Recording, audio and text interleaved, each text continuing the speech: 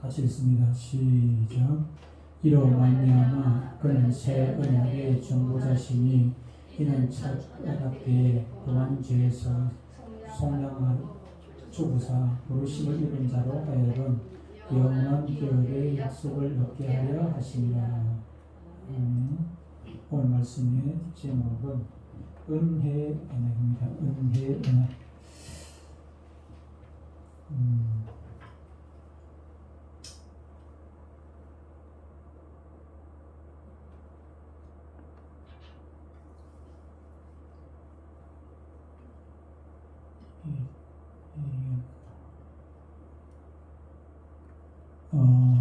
영국의 황제 루이스가 있었습니다. 루이스가 있었는데 이 황제가 민정 시찰을 가는데 사복을 입고 가는데 어느 대장간 앞을 지나게 되었습니다. 대장간 앞을 지나는데 그 대장간 안에서 그 대장장이가 노래를 너무나도 즐겁게 기쁘게 부릅니다. 무슨 노래를 부르냐면 세상 사람 날 부러워 아니하여도 나도 역시 세상 사람 부럽지 않네.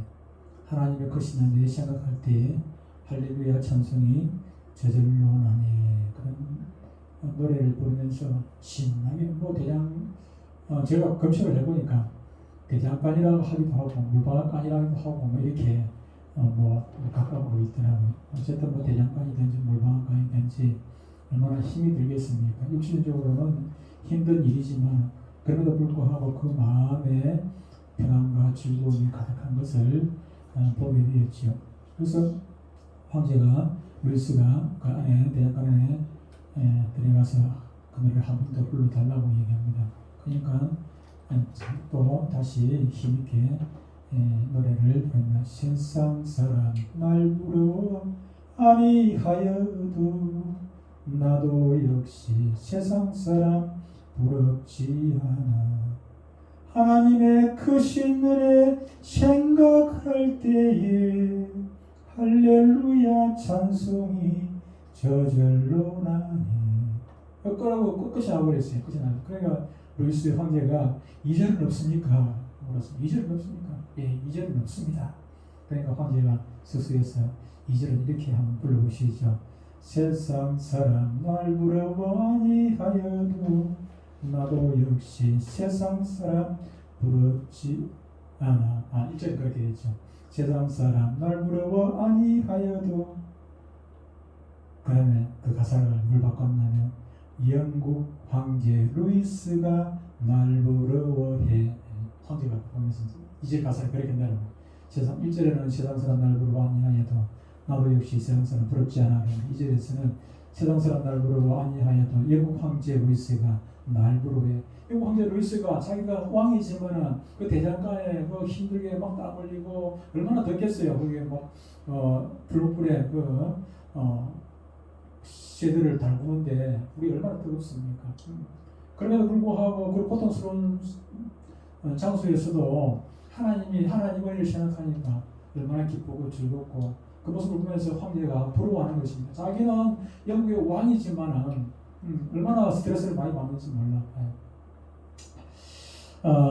왜 이 노래를 불러보았느냐 하면은 오늘 말씀의 제목이 은혜이기 때문에 하나님의 크신 은혜를 생각하니까 영국 왕보다도 영국 왕도 안 부러워. 영국 왕도 안 부럽죠.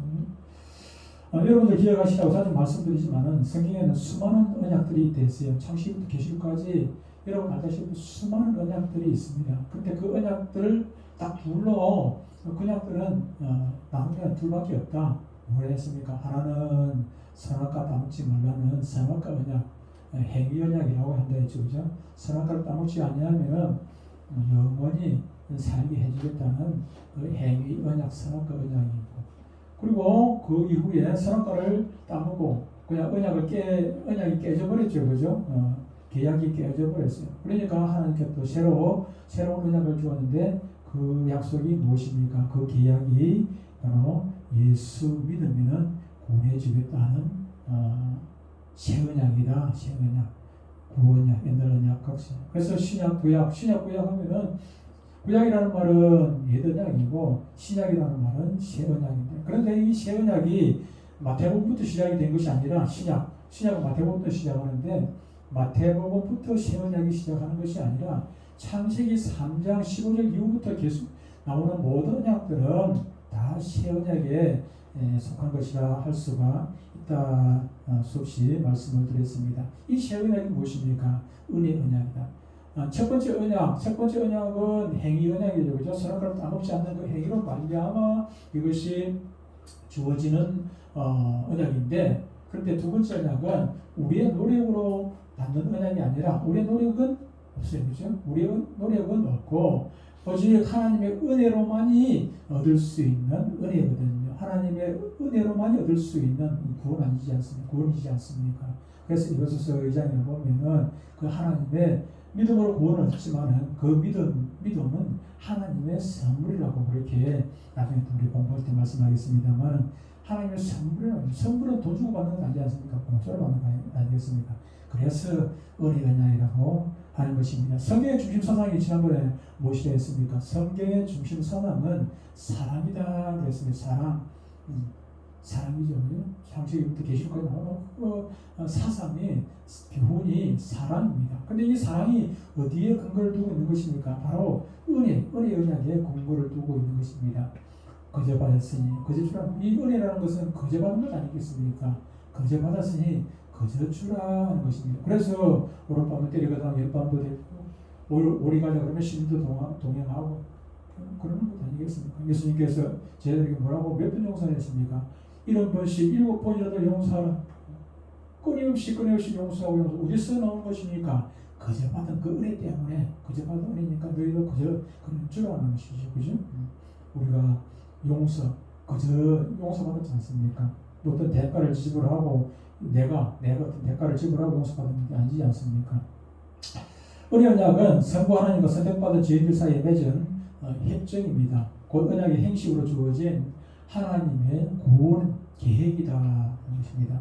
하나님은 그리스도께 대한 신앙을 통하여 택한 자들을 구원하시고 죄인들은 그 약속을 믿음으로 받아들이며 새로운 순종심을 가지고 하나님께 헌신하며 그렇게 살아가는 것입니다. 신약은 새 언약, 구약은 옛 언약. 그런데 한결같이 이 구원약이 마태복음부터 나오는 것이 아니라 창세기 3장 이후로부터 계속해서 나오는 모든 언약들은 바로 이 예수 그리스도를 통한 믿음. 옛날 사람들은 그러면 구약에 나오는 선지자들은 예수님 오시기 전에 예수님을 안 믿었냐? 아닙니다. 그들은 오실 메시아를 믿었고 마태복음 이후로부터는 오신 메시아를, 오신 예수님을 믿는 것이죠. 똑같이 예수님에 대해서 아브라함도 마찬가지고 모세도 마찬가지고 다 그들도 예수님을 믿고 구원받았지 누구를 믿고 구원받은 것 아닌 것입니다.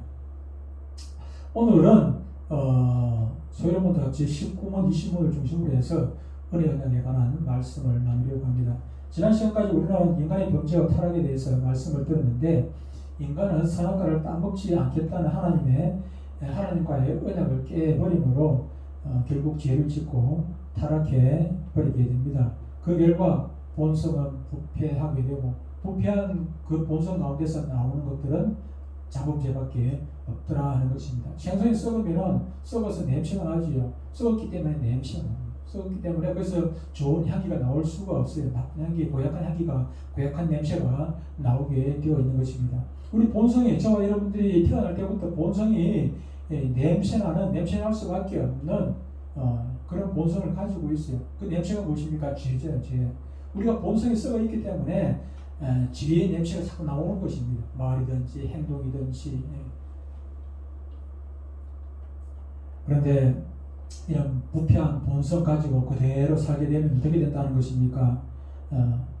인간은 비참한 최후를 맞게 됩니다. 그 상태가 무엇인지 알려주는 것이 바로 소위론문답 19문입니다.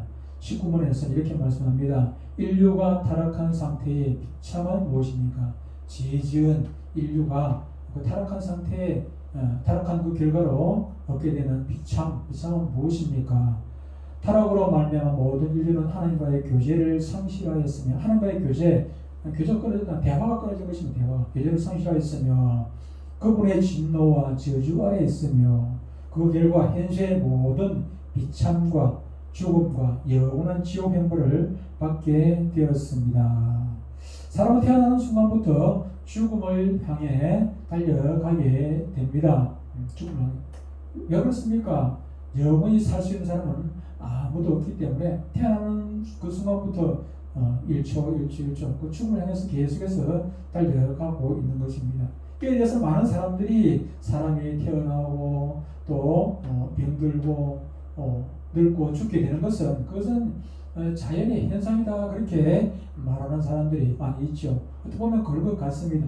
그럴싸하지만은 그러나 성경에서는 이것이 자연 현상이라고 말하지 않는다는 것입니다. 자연 현상, 자연은 다 그렇게 될지언정 사람이 죽는 것은 자연 현상이 아니라 범죄한 결과이다. 범죄한 결과로 심판의 행벌이라고 그렇게 말씀을 하고 있는 것입니다. 우리는 지난 시간에 죽음의 성경적 의미에 대해서 말씀을 들었습니다. 성경에서는 죽음에 대해서 두 가지로 나누어져 있죠. 하나는 육체적인 죽음인 것이고 누구나 맡게 되는 육체적인 죽음. 또 하나는 영적인 죽음이다. 영적인 죽음이 무엇이라 했습니까? 하나님과의 단절, 결별, 끊어진 것.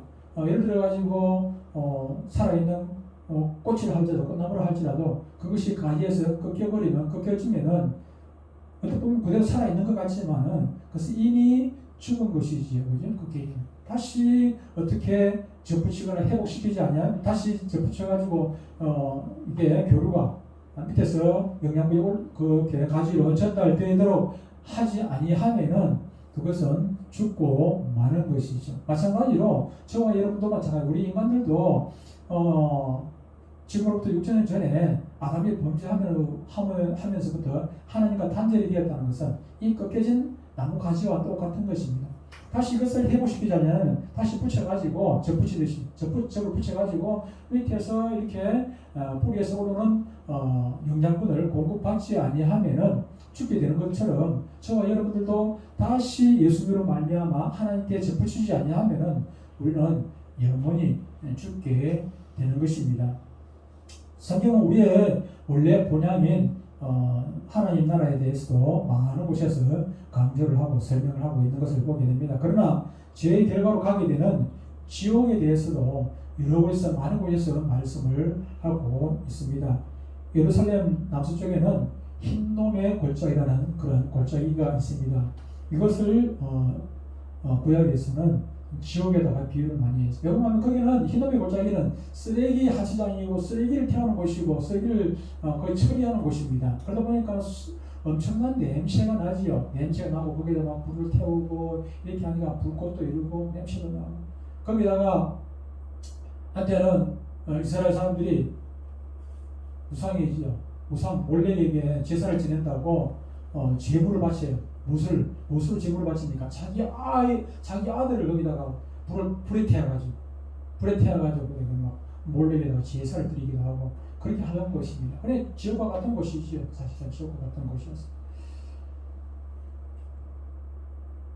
이사야 65장 66장에 보면은 하나님의 나라에 대해서 아름답게 묘사를 하고 있습니다. 그러다가 66장 24절에 보면은 66장 24절에 보면은 그들에 나가서 내게 패역한 자들의 시체들을 볼 것이라. 그 벌레가 죽지 아니하며 그 불이 꺼지지 아니하여 모든 인류에 가증함이 되리라. 어디입니까? 지옥을 지금 묘사를 하고 있는 것입니다. 지옥을 묘사할 때 가장 많이 소개되는 것이 불입니다. 불이 사람이 죽는 그 중에서 불에 타서 죽는 것이 가장 고통스럽다고 얘기를 합니다. 여러분들 혹시 불에 조금 대입 본 적이 있을 것입니다만 얼마나 고통스럽습니까? 그리고 불에 화상을 입고 난 다음에 그 치료하는데 그것은 차라리 죽는 것이 나을 정도로 죽고 싶다 할 정도로 고통스러운 것입니다. 그래서 죽고 싶을 때 죽고 싶은 그런 차라리 죽는 게 낫겠다는 그런 고통이 있을 때 지옥 같다고 그렇게 표현을 하기도 합니다. 성경 전체에서 지옥에 대해서 가장 말씀을 많이 하신 분이 예수님이 아니겠는가 그런 생각을 해봅니다. 마태복음 13장 42절에 보면은 믿지 않는 자들을 풀무불에 들어갈 것이라고 그렇게 말씀을 하기도 합니다. 그리고 누가복음 10장 보면은 우리가 잘 아는데 부자와 나사로 얘기, 부자와 거지 나사로 얘기가 나오는데 나사로는 죽어서 아브라함의 품에 있고 부자는 죽어서 음부에 갔습니다. 지옥에 간 것이죠. 지옥에. 그런데 거기 보면은 불이 나옵니다. 누가복음 16장 24절에 보면은 불러 이르되 아버지 아브라함이여. 누가 부릅니까? 지금 지옥에 가 있는 음부에 가 있는 부자가 부르는 것입니다. 불러 이르되 아버지 아브라함이여 나를 긍휼히 여기사 나사로를 보내어 그 손가락 끝에 물을 콕 집어서 내 혀를 서늘하게 하소서. 내가 이 불꽃 가운데서 괴로워하나이다. 불이 타는데 물 한 방울 마실 수가 없는 그런 괴로운 곳이라는 것입니다. 이 이야기는 예수님께서 지어낸 얘기입니다. 지어낸 얘기인데 예수님께서 왜 이런 얘기를 지어내가지고 얘기하는 것입니까? 이 부자를 도마 밝히는 이스라엘의 그 바리새인들을 비유해가지고 얘기하는 것입니다. 그들이 열심히 예수 믿는다고, 열심히 하나님 챙긴다고 그렇게 하잖아요. 그들은 11조도 하고, 가서 하나님께 제사 지내고, 할 거 다 합니다. 그런데 그들은 그렇게 핵심적인, 성김만 있을 뿐이지, 실제적으로 그 마음 가운데 하나님이 없는 것입니다. 돈만 밝히고. 그래서 성경 안에 장사꾼들이 버글버글 하도록 그렇게 만들어 놓고 그렇게 하지 않았습니까? 그래서 예수님께서 그 비유로 이렇게 말씀을 한 것이죠. 이것은 죄를 그대로 방치하면은 지옥의 영원한 고통이라는 것을 말씀을 하고 있습니다. 아무리 종교적인 열심이 있다 할지라도 하나님을 떠나 있는 사람은 바리새인처럼 하나님을 떠나 있는 사람은 마지막에 지옥의 불고덩이에서 물 한 방울 마실 수 없는 구경도 못하는 그런 고통 가운데 있게 된다는 것이죠. 이것이 지혜의 결론인 것입니다. 마태복음 18장 8절 9절 이하 보면 예수님께서 지혜에 대한 쾌각심을 불러일으키기 위해 가지고 하신 말씀이 있습니다. 눈이 너를 범죄하거든 눈을 뽑아버리라. 손이 너를 범죄하게 만들거든 손을 잘라버리라. 발이 그러면 잘라버리라. 이 말은 예수님께서 손이나 발이나 잘라버리고 눈을 뽑아버리라는 그런 얘기가 아니라 그만큼 지옥의 고통이 크다는 것을 말씀을 하고 있는 것입니다. 그만큼 죄를 이기는 것도 힘들기도 하겠죠. 그죠? 마태복음 8장 12절에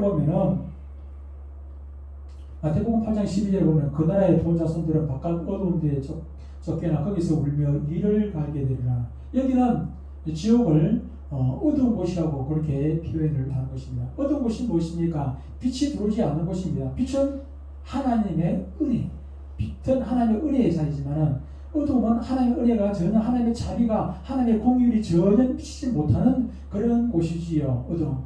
그럼 단절이 된 것입니다. 누구와의 대화도 할 수 없이 혼자만의 고독하게 살아야 하는 그런 곳이기도 합니다. 코로나 때문에 많은 사람들이 우식제도 제대로 못 가고 요즘 우식제 가는 사람 많이 있습니다만 고독해. 특히 어르신들이 더 고독한 것 같아요. 경로도 못 가고 바깥에 다니는 것도 두렵고 집에서 내 TV 보니까 TV 앞에서 얼마나 TV만 있으니까 자기 자식들이 있고 손자가 있다 할지라도 나 때문에는 회사 가버리고 학교 가버리고 하루 종일 그냥 혼자서 그냥 TV하고 그냥 그러다 보니까 TV 보다가 또 잠자다가 나도 잠자니까 저녁에 또 오히려 또 잠이 안 와가지고 괴로운 수면제 먹어야 되고 그런 고통을 겪게 되죠. 그래서 센터 나오면은 어떻게 됩니까? 센터 나오면은 그래도 대화가 되고 때로는 인상을 쓰기도 하지만 어쨌든 사람 모이는 곳이니까 복잡하잖아요. 대화도 하기도 하고 때로는 싸우기도 하기도 하고 노래도 부르고 게임도 하기도 하고 또 예배도 드리기도 하고 그러니까 그들이 생활에 활력이 생기게 되는 것입니다. 그런데 지옥에는 전혀 그럴 수 없는 것이죠. 누구 대화를 할 수 있는 것도 아니고 빛도 들어오지도 않으니까 그냥 두려움과 공포 가운데서 그렇게 천년만년 그냥 영원히 그렇게 살아야 되니까 얼마나 고통스러운 것이 되겠습니까?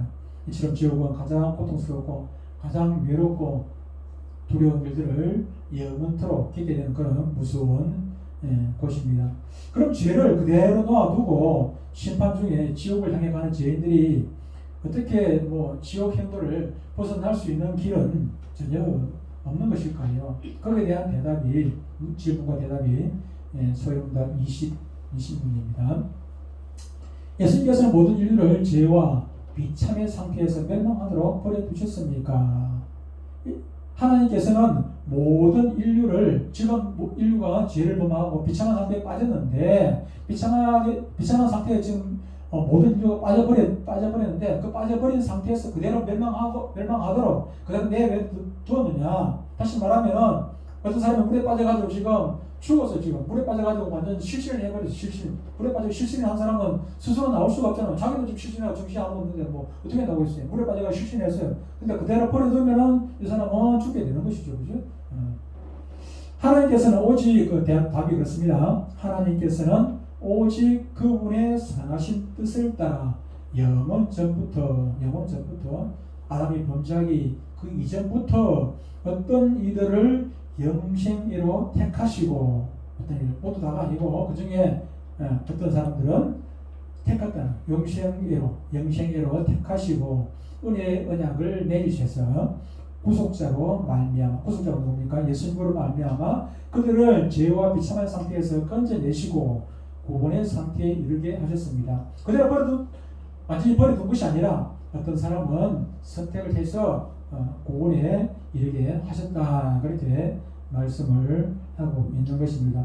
최초의 죄를 지은 사건이 창세기 3장에 나온 선악과를 따먹은 행위입니다. 선악과를 따먹지 않는 행위를 했을 경우 인간은 하나님과 떨어져 있는 죽음의 상태에 이르지 않게 됩니다. 이것을 행위 언약이라고 우리가 배웠습니다. 그런데 이런 행위 언약을 인간이 깨버리기 때문에 행위 언약의 효력은 이제 끝이 나버렸습니다. 이후 인간의 어떤 노력으로도 죽음을 벗어날 행동이 없습니다. 인간 스스로는 조금 전에 얘기했다시피 물에 빠져가지고 실신을 해버리는데 기절을 해버리는데 어떻게 스스로 나오겠습니까? 내가 기절이라고 표현했지만 성경은 죄를 지으면 죽은 것입니다. 기절 상태가 아니고 완전히 죽은 상태입니다. 완전히 죽은 상태. 죽은 상태가 어떻게 인간 스스로 다시 살아날 수가 있겠습니까? 누군가가 인공을 하든 살려줘야죠. 인공호흡도 안 되는 것이다 사실은 그죠? 그러나 이거는 할 수 없지만은 하나님은 못하실 일이 없죠, 그죠? 뭐 자주 말씀을 드립니다만은 거짓말 사람 말고 마리아 마르다의 오빠 나사로가 죽어서 4일 계속 썩어서 냄새가 나잖아요. 완전히 죽은 상태이지 않습니까? 완전히 기절한 상태가 아니고 완전히 죽어서 썩어서 냄새가 난다는 거예요. 그런 상태인 나사로를 누가 살릴 수 있겠습니까? 하나님은 그럼에도 불구하고 살릴 수가 있다. 하나님은 하실 수가 있는 것입니다. 인간은 할 수 없지만 하나님은 지은 인간을 향하여 곧바로 회복의 길을 열어주십니다. 창세기 3장 15절에 원시복음이라고 하지요. 그죠?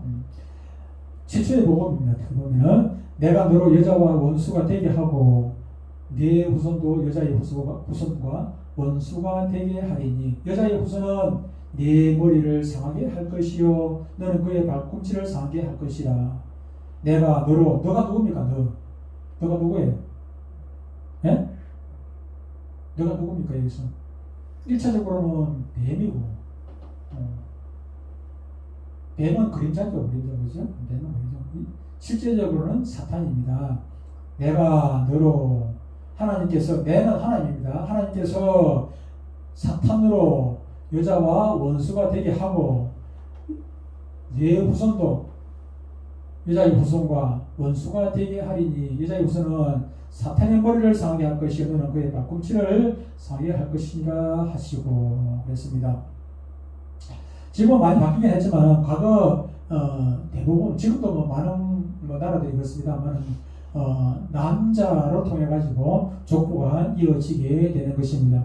주은이를 엄마가 낳았지만 그럼에도 불구하고 주은이 성은 엄마 성을 따르지 아니하고 아빠 성을 따르 남자의 성을 따르더라. 우리나라만 그런 것이 아니고 다른 나라 대부분 그래요. 요즘 뭐 안 그런 나라도 있기도 해.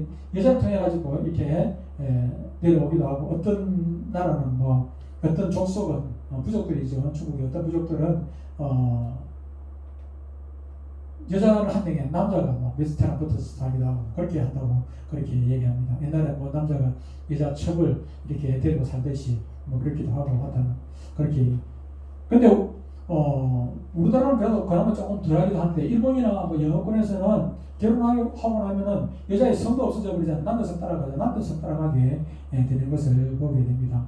그런데 그것이 뭐 최근의 일이라든지 뭐 과거 어느 날 뭐 되어진 것이 아니라 성경에서부터 처음부터 그렇게 성경은 족보가 여러 곳에서 많이 나옵니다. 창세기 5장부터 시작해가지고 여러 곳에서 족보가 나오는데 그 족보들이 여자가 그게 뭐 얼마 나오지도 않아요.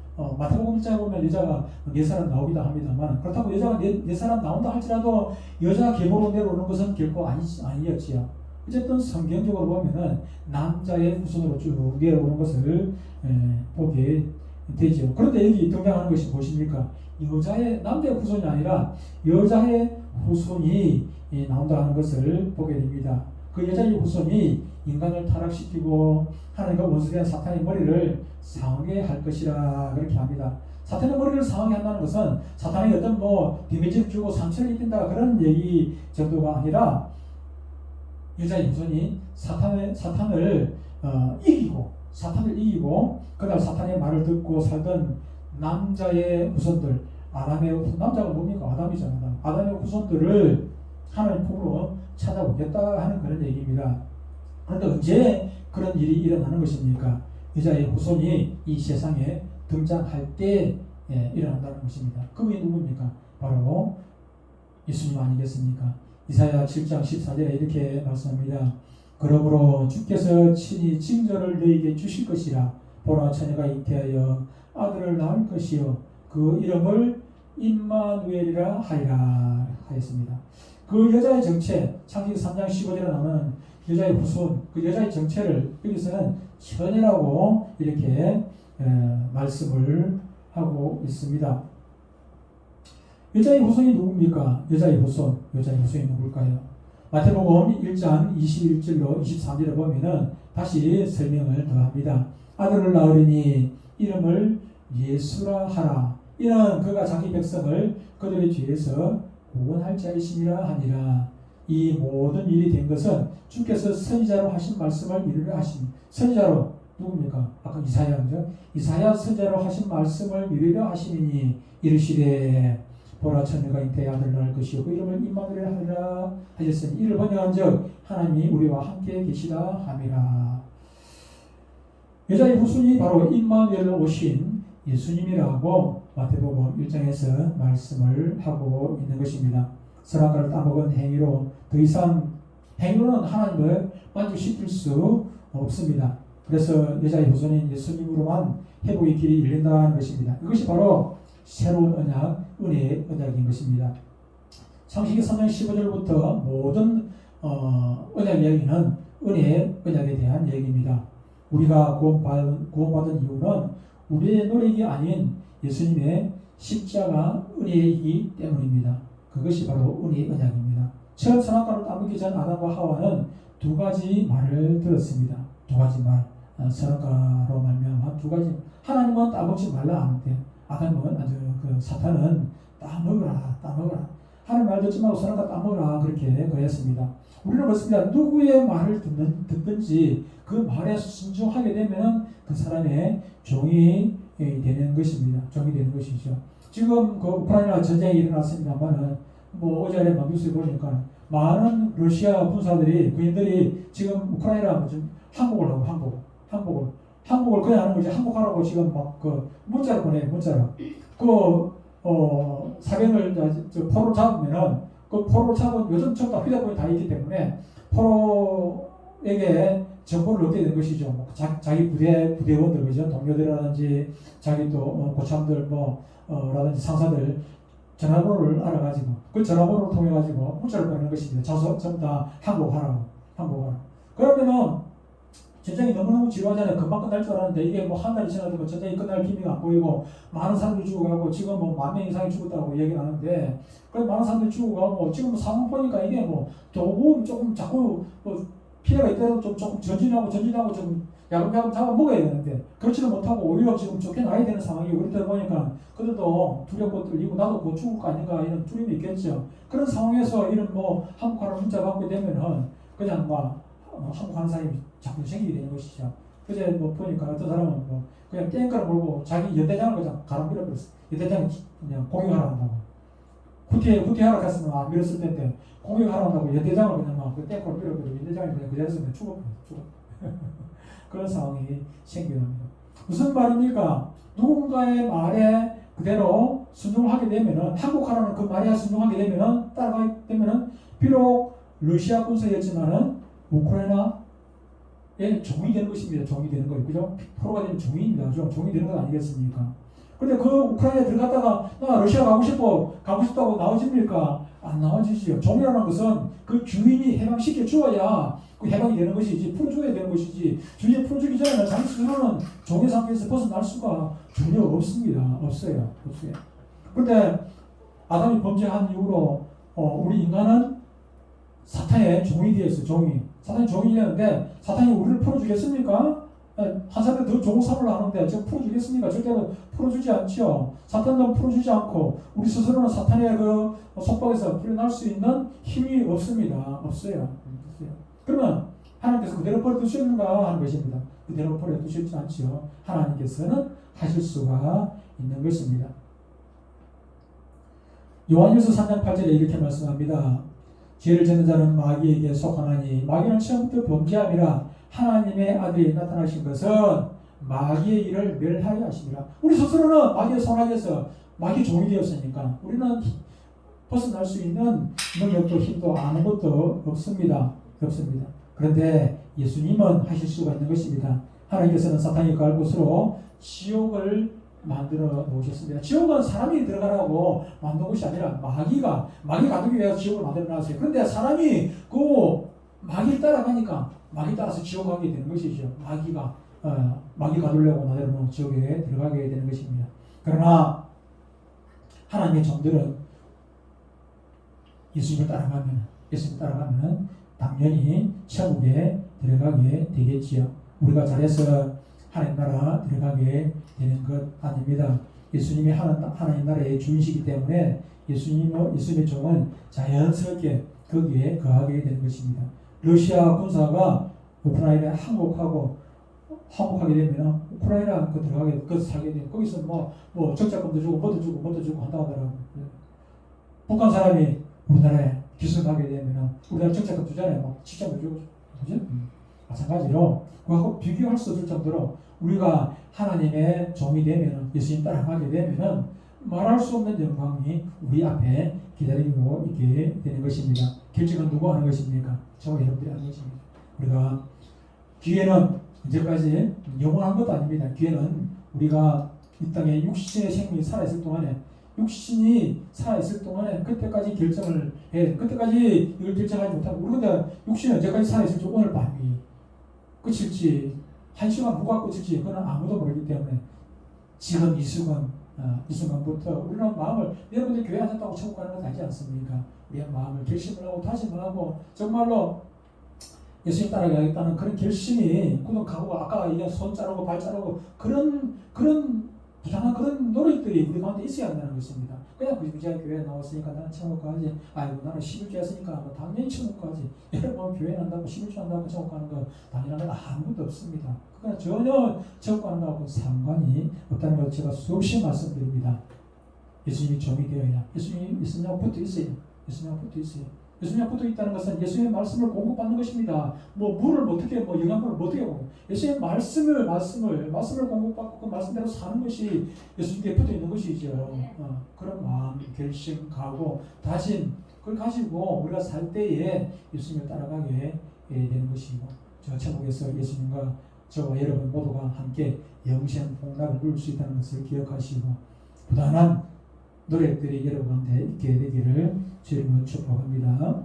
기도하겠습니다. 하나님